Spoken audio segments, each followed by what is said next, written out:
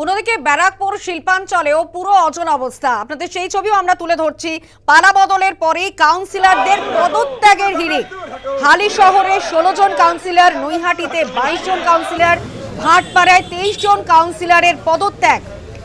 কাঁচরাপাড়া, গারুলিয়া, উত্তর ব্যারাকপুরের কিছু কাউন্সিলরেরও পদত্যাগের ইচ্ছা প্রকাশ। 3 পুরসভারই কিছু কাউন্সিলরের পদত্যাগের ইচ্ছা প্রকাশ। নোয়াপাড়ার বিজেপি বিধায়ক অর্জুন সিং এ বিষয়ে কি জানিয়েছেন শোনাবো।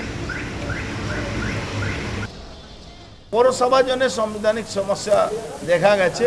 এই সমস্যা আমরা আজকে এখানে আপনাদের কাছে বলেই আমরা একটা মাননীয় মুখ্যমন্ত্রীর কাছে আমরা আমাদের যৌথভাবে একটা চিঠি পাঠিয়ে দেব।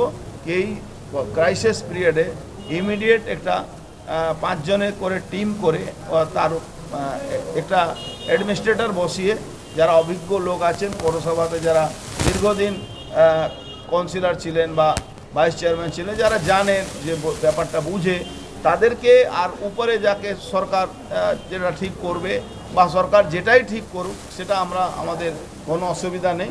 আমরা এই এলাকায় যাতে নাগরিক পরিষেবা কোনো বাধিত না হয় তার জন্য আমরা আজকে সুপারিশ করে দেবো।